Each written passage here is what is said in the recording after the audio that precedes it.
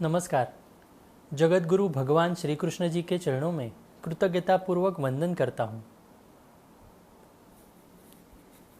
सनातन संस्था एवं हिंदू जनजागृति समिति की ओर से धर्म संवाद के इस विशेष कार्यक्रम में मैं कार्तिक सालुंके आप सभी का हार्दिक स्वागत करता हूँ।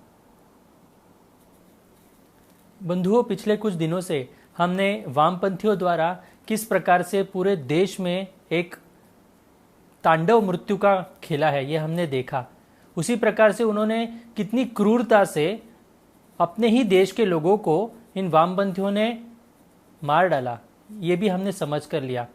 इन वामपंथियों का जो चेहरा है, वो चेहरा हमने उनकी सत्यता क्या है वो जानकर ली। ये वामपंथी आज सावरकर जी के बारे में क्या सोचते हैं, उनके बारे में किस प्रकार से आलोचना करते हैं, इसकी सत्यता क्या है ये हमने समझ कर लिया।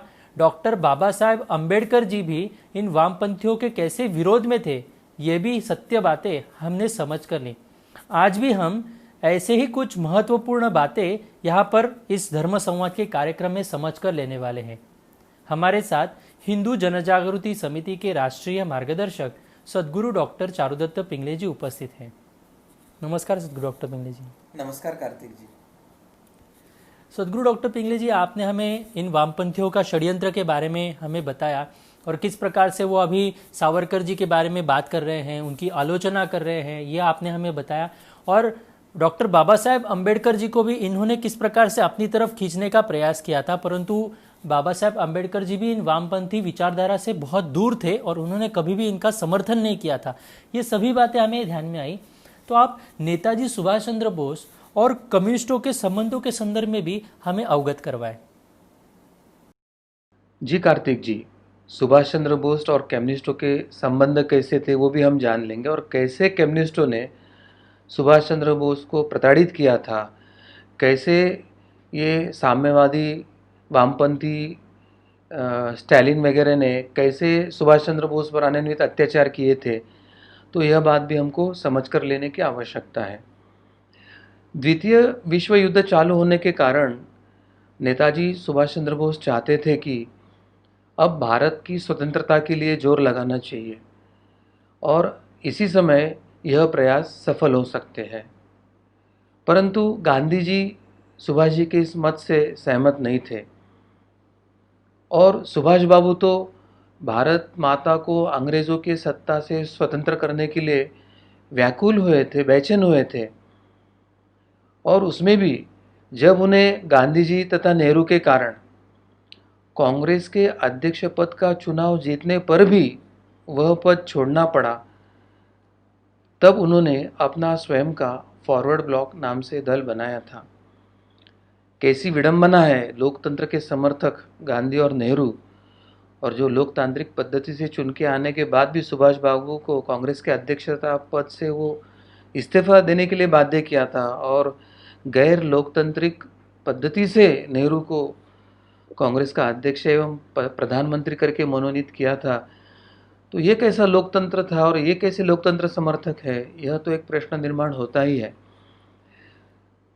जब सुभाष बाबू ने फॉरवर्ड ब्लॉक नाम से एक दल बनाया, तो इसके उपरांत उन्हें अंग्रेज़ों ने कलकत्ता में ही नज़रबंद करके रखा था। परंतु इस नज़रबंदी से सुभाष चंद्र बोस पलायन कर गए और वहाँ से वे अफ़गानिस्तान तक पहुँचे, और अफ़गानिस्तान में उन्हें यह अपेक्षा था कि स्टालिन उन्हें वहाँ पर सहायता करे। यानी ये जो सोवियत वामपंथी था स्टालिन, जिन्होंने अनन्वित अत्याचारों का, नरसंहारों का एक रक्तरंजित इतिहास खड़ा किया था, वह उन्हें सहायता करे, ऐसे एक अपेक्षा थी, क्योंकि स्टालिन उस समय अंग्रेज़ों के विरोध में लड़ रहा था। परंतु मास्को से, रशिया से, स्टालिन से, इन वामपंथियों से सुभाष चंद्र बोस को कोई सहायता नहीं मिली। स्टालिन अपनी तानाशाही, अपनी वामपंथी राजवट को स्थिर और कायम करने के प्रयासों में वह केवल रूसी जनता पर ही नहीं, तो अपने परिवार पर अत्याचार करके उनको नष्ट करने में व्यस्त था। रूसी जनता, किसान, मजदूर और कम्युनिस्ट पार्टी वामपंथी पार्टी के 10 लाख कार्यकर्ताओं का उस समय वो नरसंहार करने में व्यस्त था। अब स्टालिन का उस समय नेताजी सुभाष चंद्र बोस जी को सहायता क्यों नहीं मिली, तो उसका कारण भी हम जान लेंगे। तो उस समय नेताजी बोस ने जर्मन के जो नेता थे हिटलर तानाशाही, उससे उस समय उन्होंने हाथ मिलाया था। और वास्तविकता में नेताजी को स्टालिन तथा हिटलर से अधिक अपने भारत माता का ही अधिक प्रेम था और भारत माता की स्वतंत्रता, यह उनका मुख्य ध्येय था। यह बात हमें ध्यान में रखने की आवश्यकता है। और सुभाष चंद्र बोस ने हिटलर की सहायता तो ली, परंतु सुभाष चंद्र बोस कभी भी हिटलर के प्रशंसक नहीं थे। यह सत्य भी और तथ्य भी हमें जानने की आवश्यकता है, क्योंकि उन्होंने अपने एक जर्मन मित्र को 25 मार्च 1936 में ही एक पत्र लिखा था। और उस पत्र में उन्होंने हिटलर के जो 14 मार्च 1936 का उसका एक जो भाषण था, और उस भाषण को उसने अपनी जो आत्मचरित्र का पुस्तक था माइन काम्फ, इसमें उस भाषण को लिखा था। तो उस विचारों को नेताजी सुभाष चंद्र बोस ने, यह उपनिवेशवादी विचार है, यह स्वार्थी और घमंडी विचार है, यह अत्यंत संकीर्ण विचार है, ऐसे स्पष्ट शब्दों में कड़ी आलोचनात्मक उन्होंने कहा था। और वह उनके मित्र को पत्र में भी लिखे थे। आखिर 29 मई 1942 के दिन सुभाष चंद्र बोस जर्मनी के स्वराज्य नेता एडोल्फ हिटलर से मिले भी थे प्रत्यक्ष। लेकिन हिटलर को भारत के विषय में कुछ विशेष रुचि नहीं थी, और उन्होंने सुभाष चंद्र बोस जी को सहायता का कोई स्पष्ट वचन भी अपने भेंट में नहीं दिया था। और सुभाष चंद्र बोस को ये साम्राज्यवादी अंग्रेज, जिसका 1/3 से अधिक विश्व पर राज्य था, तो इन तानाशाहों के अलावा अन्य किसी से सहायता मिले, ऐसा उस समय रास्ता भी नेताजी को नहीं दिख रहा था। और इसलिए उन्होंने हिटलर की सहायता लेने का प्रयास तो जरूर किया, मगर हिटलर ने उन्हें कोई स्पष्ट वचन नहीं दिया था। परंतु उस समय हिटलर ने अपने आत्मचरित्र माइन काम्फ में जो लिखा था, और उसमें भारत और भारतीय लोगों की जो बुराई किया था, इस विषय पर सुभाष चंद्र बोस ने हिटलर से अपनी स्पष्ट नाराजगी व्यक्त किया था। और इस संदर्भ में हिटलर ने उन्हें यह जरूर आश्वासन दिया था और माफ़ी भी मांगी थी, और कहा था कि माइन काम्फ के अगले संस्करण में वह परिच्छेद निकालकर भारत और भारतीयों के बारे में जो उन्होंने आलोचना और टीका टिप्पणी किया है, वह निकाल देंगे, इस तरह से उन्होंने कहा भी था। तो इस तरह से सुभाष चंद्र बोस जी के तानाशाह जो हिटलर थे, तो उसके संदर्भ में ऐसे उनके संबंध थे। तो दूसरी ओर जो स्टालिन, जो स्वयं वामपंथी था, तानाशाह भी था, और जिसका इतिहास रक्तरंजित और नरसंहार का था, तो उसने भी ऐन वक्त पे सुभाष चंद्र बोस के पेट में एक छुरा घोंपा था। सहायता का एक ऐसे वचन तो दिया था, परंतु प्रत्यक्ष अफगानिस्तान में जाने के बाद सहायता नहीं किया था। और वो इसलिए नहीं किया था कि सुभाष चंद्र बोस ने हिटलर के साथ हाथ मिलाया करके।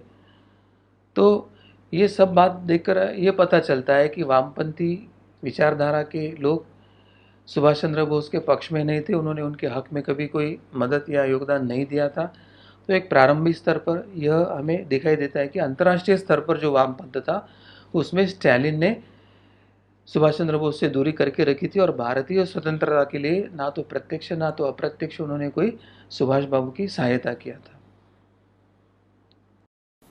जी सदगुरु डॉक्टर पिंगले जी, आपने जो तथ्य हमारे सामने रखे हैं, इससे ये बात तो स्पष्ट हो गई है कि नेताजी सुभाष चंद्र बोस जी को यह तानाशाही जो स्टालिन था, इससे किसी भी प्रकार की कोई सहायता नहीं मिली, क्योंकि वो वहाँ पर एक बड़ा नरसंहार करने में व्यस्त होने के कारण किसी भी प्रकार की सहायता सुभाष चंद्र बोस जी को अंग्रेज़ों के खिलाफ लड़ने के लिए नहीं की।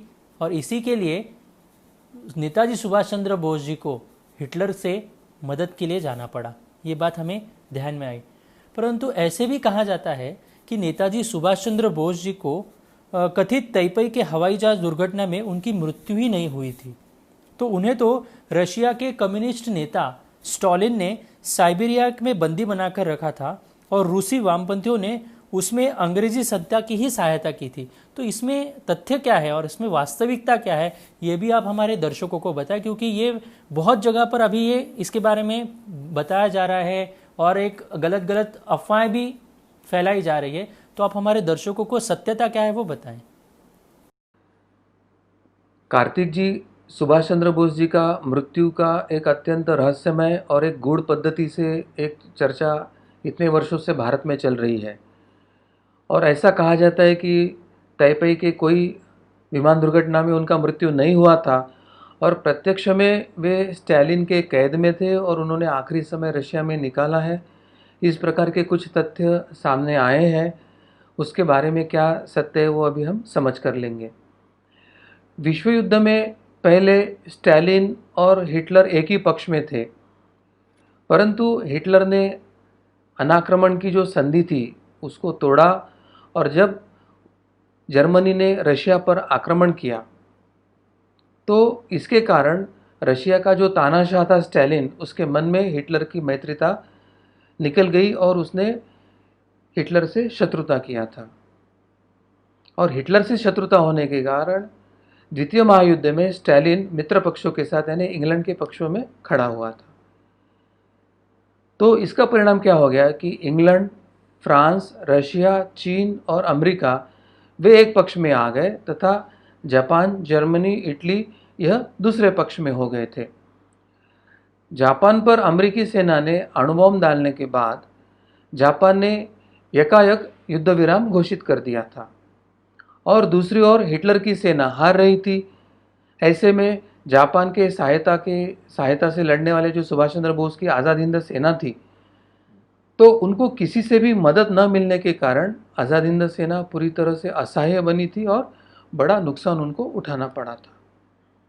तो इस संदर्भ में भाजपा की जो नेता है सुब्रमण्यम स्वामी, उनका अध्ययन के आधार पर वे कुछ कहते हैं कि विमान दुर्घटना के समय ताइवान जापानियों के कब्जे में था, उसके बाद उस पर अमेरिकी सेना का कब्जा हो गया था। अब दोनों देशों के पास इस बात का कोई रिकॉर्ड नहीं है कि उस दिन वहाँ कोई विमान दुर्घटना हुई थी। यानी एक तथ्य तो सामने आ गया, ना तो जापान के पास कोई ऐसा प्रमाण था, ना तो अमेरिका के पास कोई ऐसा प्रमाण था जिसके आधार पर यह कह सकते थे कि वहाँ पर विमान दुर्घटना हुई है और उसमें किसी की मृत्यु हुई है और उसमें एक सुभाष चंद्र बोस हो सकते हैं। तो यह बात एकदम वहाँ से निकल जाती है। अब डॉक्टर स्वामी आगे कहते हैं कि 1991 के सोवियत विघटन के बाद एक सोवियत स्कॉलर ने मुझे बताया था कि नेताजी तो ताइवान गए ही नहीं थे, तो ताइवान में गए नहीं, तो ताइवान के किसी विमान दुर्घटना में उनका मृत्यु की कोई संभावना ही नहीं थी। वे साइगोन से सीधा मंचूरिया गए थे और जहां उन्हें हमने गिरफ्तार किया था, यानी रूस ने या स्टालिन की सेना ने उन्हें वहां पर गिरफ्तार किया था। तो गिरफ्तार करने के बाद स्टालिन ने उन्हें साइबेरिया के युकुत्स्क इस जेल में भिजवा दिया था। अब डॉक्टर स्वामी कहते हैं कि नेहरू के जो स्टेनोग्राफर श्यामलाल जैन है, इन्होंने जो शाहनवाज जांच समिति के सामने जो गवाही दिया था, उस गवाही में भी एक जिक्र ऐसा आता है। नेहरू के जो स्टेनोग्राफर जैन थे, उन्होंने कहा था, आयोग के सामने साक्ष्य में कहा था कि 1947 में उन्हें एक रात नेहरू जी का संदेश मिला कि वे तुरंत उन्हें मिलने आए और उनके निवास तीन मूर्ति पर नहीं बल्कि आसफ अली के यहाँ, जो उस समय दरियागंज में रहा करते थे, तो आसफ अली के यहाँ नेहरू जी ने जैन जी को बुलाया था। तो जैन जी के साक्ष्य के अनुसार नेहरू ने उन्हें ब्रिटिश प्रधानमंत्री एटली के लिए एक पत्र डिक्टेट कराया था और जिसमें उन्होंने कहा था कि उन्हें स्टालिन से यह संदेश प्राप्त हुआ है कि सुभाष चंद्र बोस जीवित है और उनके कब्जे में है। डॉक्टर स्वामी ने इसके बारे में बताते हुए आगे कहा है कि स्टालिन सुभाष चंद्र बोस से इसलिए नाराज थे क्योंकि दूसरे विश्व युद्ध के दौरान उन्होंने उनके सबसे बड़े दुश्मन हिटलर के साथ हाथ मिलाया था। प्रत्यक्ष में हिटलर और स्टालिन प्रारंभ में वे एकत्रित ही थे और उसके कारण सुभाष चंद्र बोस जी के जैसे स्टालिन से संबंध थे, वैसे हिटलर से भी थे, परंतु हिटलर ने जब हिटलर के जर्मनी ने जब अनाक्रमण का करार तोड़ के रूस पर आक्रमण किया था, उसके बाद उनमें अनबन हुई थी और फिर स्टालिन मित्र पक्षों के साथ इंग्लैंड के पक्ष में लड़ा था। तो यह गुस्सा था कि सुभाष चंद्र बोस ने हिटलर का साथ दिया, हिटलर की मदद लिया और इसके लिए स्टालिन ने उसको अटक करवा के उसको अपने कब्जे में रख के एक जेल में भेज दिया था। अब इस संदर्भ में जो दूसरा तथ्य सामने आता है उसमें पुणे में रहने वाले एक सेवानिवृत्त पत्रकार नरेंद्रनाथ सिनकर, इनका जो है तथ्य वह सामने आता है। उन्होंने जो मुखर्जी आयोग के सामने एक साक्ष्य दिया था और उसमें जो अपना हलफनामा दायर किया था, उसमें उन्होंने एक पुष्टि किया था कि उन्होंने 1966 से 1991 तक के रेडियो मॉस्को के उद्घोषक के रूप में रशिया में कार्य किया था। इस अवधि के दौरान सिंधकर कई भारतीय कम्युनिस्ट नेताओं के संपर्क में भी आए थे। प्रत्यक्ष में भारत के अनेक नेता या भारत के अनेक कम्युनिस्ट नेता हैं, अधिकांश तौर पे उन्हें सोवियत संघ के मुखबिरों के रूप में ही मानते थे। यानी सिनकर को वो सोवियत संघ के मुखबिर यानी उनका एक स्पाई ही मानते थे वे, या खबरिया इस तरह से ही मानते थे। तो सिनकर ने अपने इस साक्ष्य में हलफनामे में दावा किया था कि वे निखिल चट्टोपाध्याय को जानते हैं, जो एक प्रमुख क्रांतिकारी वीरेंद्रनाथ चट्टोपाध्याय के पुत्र भी हैं, और वे जवाहरलाल नेहरू, वीर सावरकर और अन्य प्रमुख नेताओं के मित्र भी थे। सुभाष चंद्र बोस भी उन्हें जानते थे तथा भारत के स्वतंत्र संग्राम में जो एक प्रमुख विदुषी थी सरोजिनी नायडू, यह उन वीरेंद्रनाथ की बहन भी थी। तो वीरेंद्रनाथ चट्टोपाध्याय को स्टालिन ने 15 जुलाई 1937 को ग्रेट पर्च का जो उसने अभियान चलाया था, जिसने अपने ही कम्युनिस्ट पार्टी के नेताओं का सफाया किया था, 1/3 मतलब 30 लाख कम्युनिस्ट पार्टी के सदस्यों में से 1/3 सदस्यों का सफाया इस ग्रेट पर्च के अभियान के दौरान, जिसे रेड टेरर या ग्रेट टेरर भी कहा जाता है, तो इस अभियान के तहत इन चट्टोपाध्याय जी को विद्रोही घोषित करके उन्होंने मार डाला था। तो सिंधकर के अनुसार निखिल चट्टोपाध्याय हालांकि सोवियत कम्युनिस्टों के एक भरोसेमंद कॉमरेड बन गए थे। तो निखिल ने नेताजी के लिए एक दुभाषियों के रूप में काम किया था, और जब वह 1941 में बर्लिन से भारत से भागने के बाद अपने रास्ते पर थे, निखिल जी ने नेहरू पर सोवियत रूस में नेताजी सुभाष चंद्र बोस को निर्वासित करने के लिए मजबूर करने का आरोप स्वयं उन्होंने लगाया है। उन्होंने कहा था कि बोस को रूस में मंचूरिया के माध्यम से आने के बाद सोवियत नेतृत्व ने सोवियत कॉन्सुलेट के माध्यम से लंदन में कृष्ण मेनन से परामर्श किया था। सितंबर 1946 में जब नेहरू अंतरिम प्रधानमंत्री थे, उस समय कृष्ण मेनन की सोवियत के विदेश मंत्री व्याचेस्लाव मोलोतोव इनके साथ कुछ अति गोपनीय विषयों के मामले पर बैठक हुई थी, जिनका खुलासा नहीं किया जा सकता है।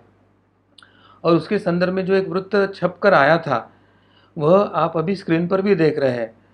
तो इसमें कृष्ण मेनन ने स्पष्ट रूप से नेहरू के पक्ष में जोर दिया और स्टालिन को इस जानकारी को किसी के भी सामने खुली न करने का आग्रह भी किया, क्योंकि नेहरू प्रधानमंत्री बनने वाले थे और जो एक कट्टर सोवियत समर्थक नीति का पालन करेंगे, ऐसा कृष्ण मेनन ने रूस के विदेश मंत्री को आश्वासन दिया था। अपने हलफनामा के अंत में सिंधकर ने निखिल चट्टोपाध्याय की 1968 में ओम्स्क यानी दक्षिण पश्चिम साइबेरिया में सुभाष चंद्र बोस के साथ हुई मीटिंग का उसमें हवाला भी दिया है। तो इससे यही स्पष्ट होता है कि स्टालिन ने मंचूरिया से सुभाष चंद्र बोस को अरेस्ट करवाया था, उसको उसने दूर साइबेरिया में कैद में भी डाल के रखा था। दूसरे महायुद्ध में सुभाष चंद्र बोस ने हिटलर की मदद लेने के कारण गुस्सा आने पर स्टालिन ने यह बर्बरतापूर्वक कदम उठाया था। और सबसे महत्व की बात कि अगर सुभाष चंद्र बोस जीवित है, ऐसी अगर आशंका निर्माण होती है तो अपना प्रधानमंत्री पद संकट में हो सकता है। इसलिए उन्होंने इंग्लैंड को भी खत लिखा था, ऐसा स्पष्ट तथ्य सामने तो है। उनके जो स्टेनोग्राफर थे जैन जी के जो तथ्य और साक्ष्य उन्होंने दिया उसमें, परंतु कृष्ण मेनन ने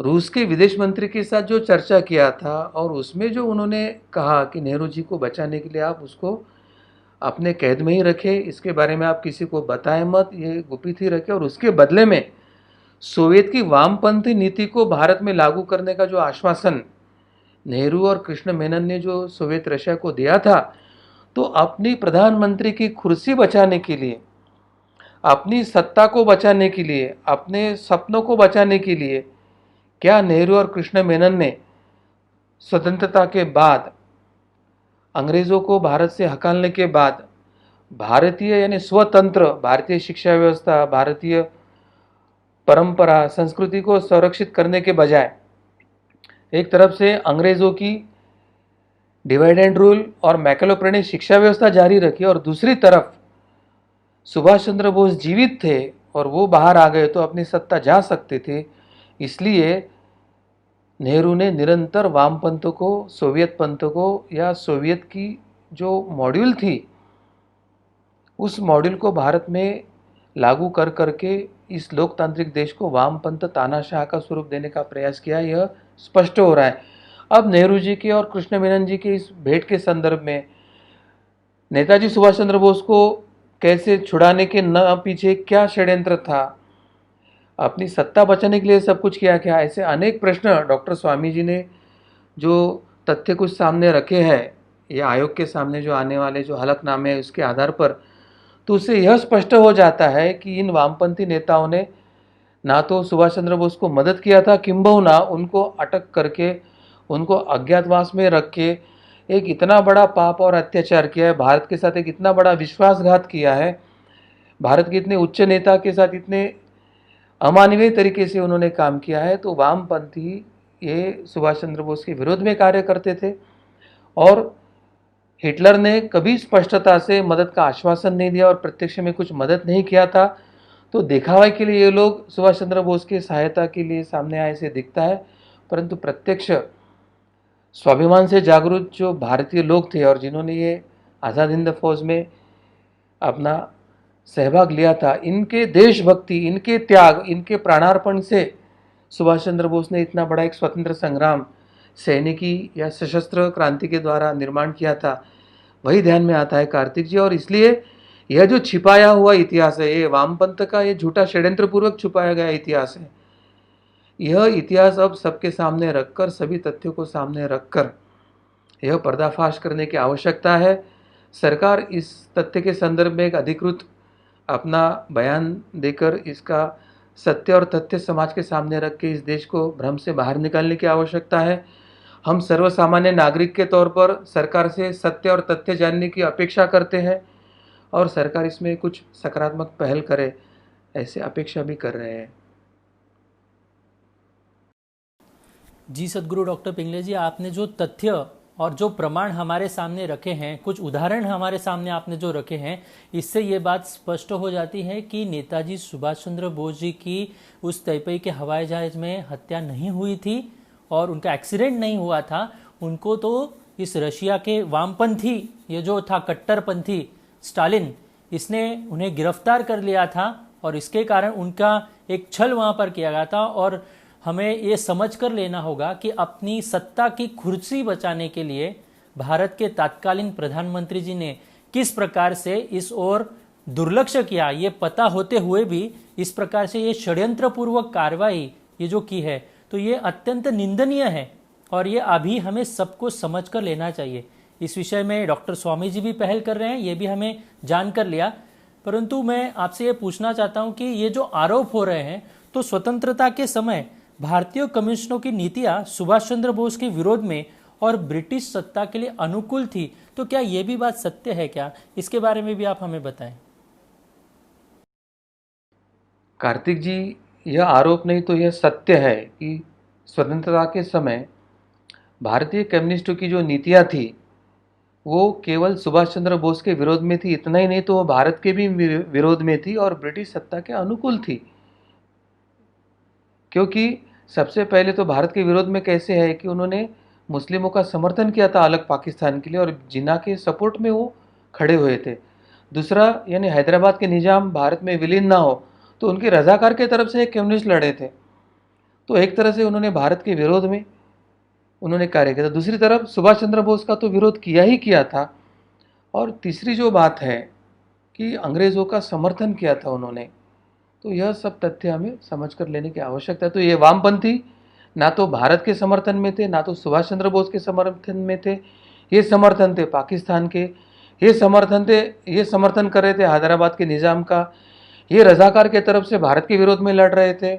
ये जिन्ना को प्रमोट कर रहे थे। और अभी अभी जेएनयू में जो वीर सावरकर मार्ग का प्रकरण हुआ उसमें भी उन्होंने वीर सावरकर का नाम बदलकर बैरिस्टर जिन्ना का नाम दिया।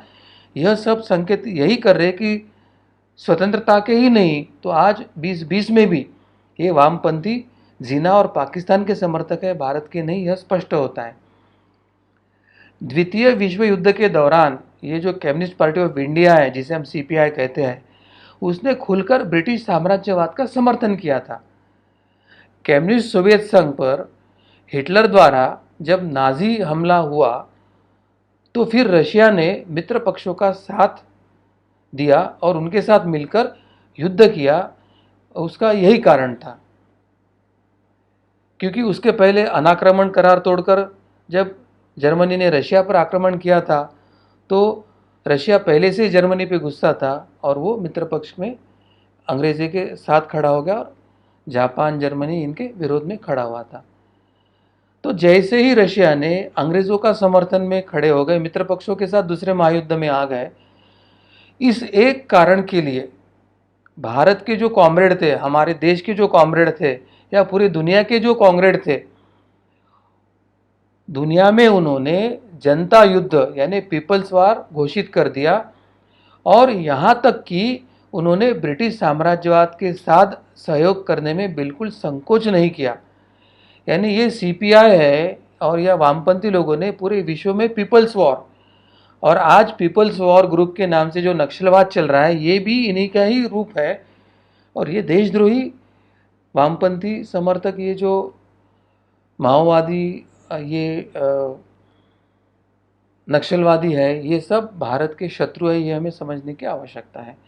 तो सीपीआई ने उस समय अधिकृत रूप से गांधी जी के भारत छोड़ो आंदोलन के खिलाफ भूमिका रखी ताकि अंग्रेज़ों को भारत में अपने पैर जमा कर रखने में सहायता हो।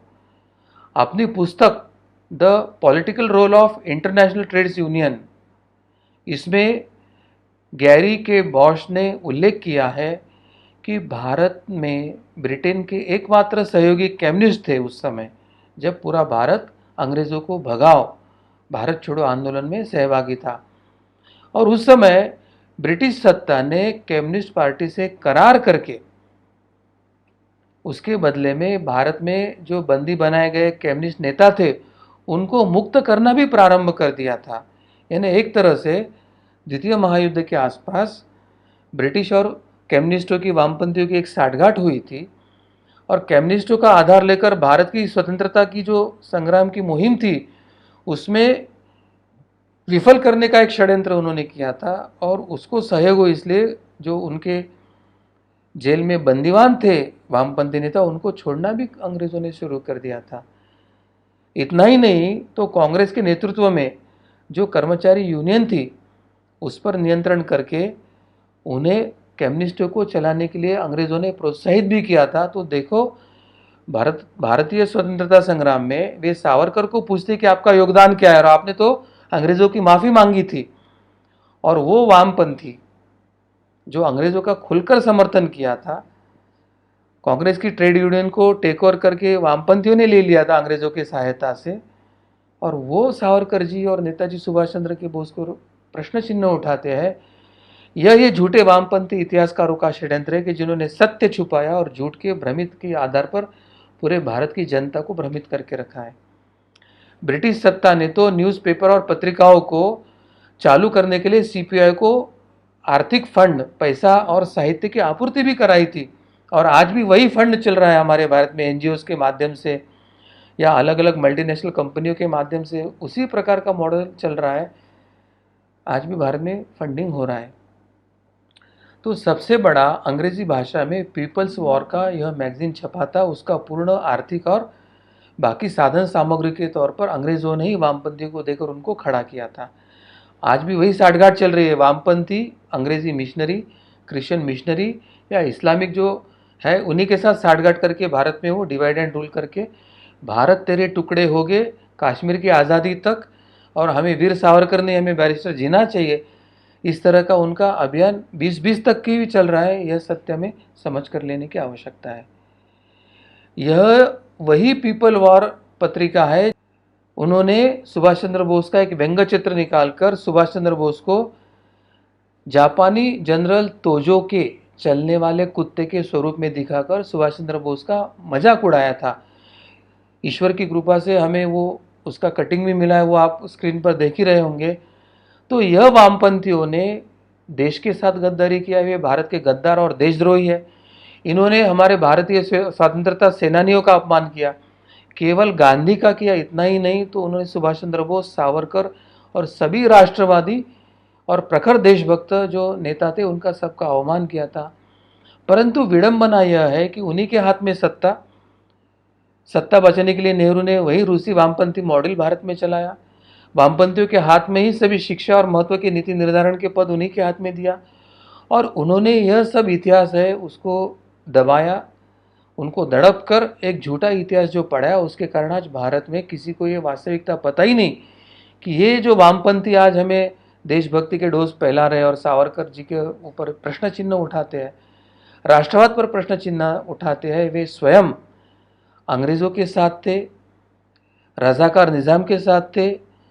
भारत के विभाजन के लिए वे पाकिस्तान के समर्थन में और जिन्ना के साथ में थे, और स्वतंत्रता के बाद 2020 में वीर सावरकर के मार्ग को बदलकर वो बैरिस्टर जिन्ना मार्ग के समर्थन में थे।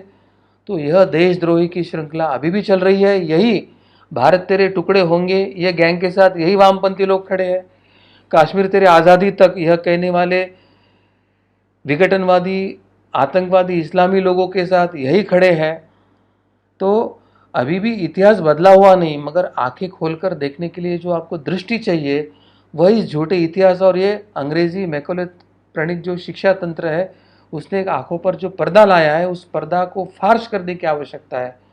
आंखों पर का पर्दा फार्श करके ये सत्य भारतीय जनता को बताने की आवश्यकता है। और साम्यवाद भारत के शत्रु थे, सुभाष जी के शत्रु थे, गांधी जी के शत्रु थे, वे मित्र थे, रजाकार और निज़ाम के वे मित्र थे, जिन्ना और पाकिस्तान के। यह हमें समझ कर लेने की आवश्यकता है, और यह सत्य इतिहास कार्तिक जी अभी सामने लाकर समाज तक पहुंचाने की आवश्यकता है। जी सदगुरु डॉक्टर पिंगले जी, आपने जो हमारे सामने अभी ये वामपंथियों के बारे में जो सच्चाई रखी है, तो ये ना तो ये हमारे देश के पक्ष में थे, ये तो उन पाकिस्तान के पक्ष में थे, बंटवारे के पक्ष में थे। इन्होंने वो रजाकार निज़ाम का सपोर्ट इन्होंने किया था, और हर बार इन्होंने भारत को टुकड़े करने के लिए इन्होंने प्रयास किया, और वर्तमान में भी यही स्थिति कायम है। भारत के स्वतंत्रता के लिए लड़ने वाले नेताजी सुभाष चंद्र बोस जी को इन्होंने किस प्रकार से उनका आलोचना की है, ये हम देख सकते हैं। इसकी तथ्य और इसके प्रमाण भी न्यूज़पेपर कटिंग के साथ इनके मैगजीन के बारे में हमारे सामने यहाँ पर दिखाई गई है। तो ये वामपंथियों की सच्चाई क्या है, ये आप सभी को ध्यान में आओगा, और इन सच्चाई को अभी हमें लोगों के सामने उजागर करना होगा। जैसे सदगुरु डॉक्टर पिंगले जी ने कहा कि हमारे पर्दाफाश, आंखों के सामने जो पर्दा आया हुआ है, उस पर्दे को दूर करके आज हमें लोगों के सामने ये सच्चा इतिहास रखना होगा। यही हम सभी का कर्तव्य है, और सभी हिंदुओं को जागरूक करना होगा। मेरा सभी दर्शकों से ये अनुरोध है कि ये जो धर्म संवाद के कार्यक्रम के माध्यम से हम इस वामपंथियों के जो उन्होंने काम किए हैं, ये हम उजागर कर रहे हैं, इसको अधिक से अधिक लोगों तक पहुंचाने का आप भी इसमें हमारा सहयोग कीजिए। अधिक से अधिक वॉच पार्टी कीजिए, अधिक से अधिक शेयर कीजिए, और यह कार्यक्रम सुनते समय यदि आपके कुछ सुझाव हो तो आप अवश्य हमें चैट बॉक्स पर लिखकर दे सकते हैं। इसी के साथ हिंदू राष्ट्र स्थापना के कार्य में यदि आप अपना सहयोग देना चाहते हैं तो अपना नाम, अपना जिले का नाम एवं अपना संपर्क क्रमांक आप चैट बॉक्स में अवश्य लिखकर दे सकते हैं। हम आप तक पहुंचने का निश्चित रूप से प्रयास करेंगे। भगवान श्री कृष्ण जी की असीम कृपा से धर्म संवाद का आज का यह कार्यक्रम यहीं पर संपन्न हुआ, इसलिए उनके चरणों में कृतज्ञता व्यक्त कर हम यहीं पर विराम देते हैं। नमस्कार।